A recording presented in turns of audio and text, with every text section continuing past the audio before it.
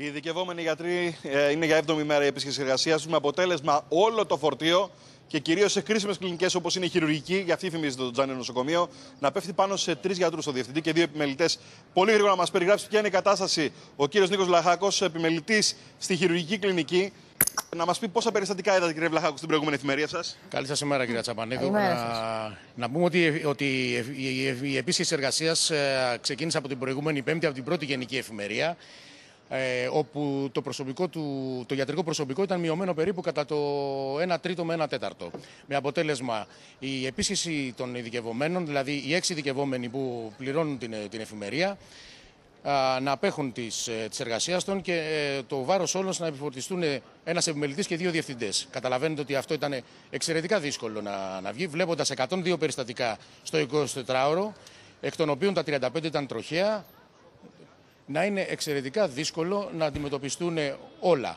Ευτυχώς ήρθε το τέλος της εφημερίας με αίσιο τέλος, δεν υπήρχε κανένα πρόβλημα. Βάλαμε και χειρουργείο παράλληλα, όπου βέβαια καταλαβαίνετε ότι για να μπει ένα χειρουργείο, να σας πω κάποια λεπτομέρεια, χρειάζονται 3 άτομα. Τα 3 άτομα φυσικά δεν μπορούσαν να μπουν. Μπήκαν 2 ειδικευμένοι γιατροί και ένας τρίτος να παραμένει στην αίθουσα υποδοχής των εξωτερικών ιατρίων. Πόσο καιρό να πληρώτη στις εφημερίες τους οι ειδικευόμενοι? Οι ειδικευόμενοι, όπως και εμείς, είμαστε απλήρωτοι ένα ολόκληρο τετράμινο από τον Νοέμβριο, συν τις εφημερίες που χρωστάνε περίπου ένα 8μηνο με ένα 12μηνο, κάποιες υπερβάσεις οι οποίες έγιναν για να είναι ασφαλείς οι εφημερίες του νοσοκομείου μας. Μέχρι πόσο μπορείτε να λειτουργείτε το νοσοκομείο κάτω από αυτές τις συνθήκες? Κοιτάξτε, δεν ξέρω πόσο μπορούμε να το λειτουργήσουμε ακόμα το νοσοκομείο, με το να εφημερεύουν μόνο επιμελητές και διευθυντές, οι οποίοι είναι η μικρότερη ηλικία, ξεκινώντας από εμένα των 50 ετών, μέχρι 62, 63 και 65 ετών διευθυντές να εφημερεύουν αυτή τη στιγμή ολόκληρα 24 ώρα και 48 ώρα.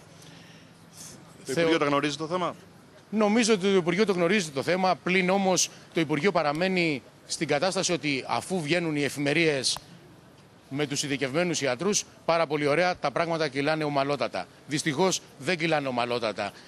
Τα πράγματα, αν έχει αυτή τη στιγμή μια εφημερία δημιουργηθεί ένα οποιοδήποτε πρόβλημα, δεν ξέρω πώς θα μπορέσει να αντιμετωπιστεί και ποιος θα φέρει μετά στο τέλος τον αναλάβει ένα ασφάλμα που μπορεί να γίνει κατά τη διάρκεια της εφημερίας ή ακόμα και ένα μοιραίο. Πόπε, αυτή είναι η εικόνα στα περισσότερα νοσοκομεία. Με τους ειδικευόμενους γιατρούς να έχουν προχωρήσει σε επισχέσεις, να μην εξυπηρετούν τα περιστατικά, τα νοσοκομεία επί της ουσίας να υπολειτουργούν και το δυστύχημα, ξέρεις ποιο είναι, Πόπε? Ότι αυτοί οι ειδικευόμενοι μόλις τελειώσουν την ειδικότητα δεν θα ψάξουν να ενισχύσουν το Εθνικό Σύστημα Υγείας, θα σηκωθούν να φύγουν δυστυχώς στο εξωτερικό. Θα χαθεί ένα σπουδαίο κεφάλαιο επιστημονικό για την Ελλάδα. Λοιπόν, πολύ σας ευχαριστώ για τη σύνδεση αυτή.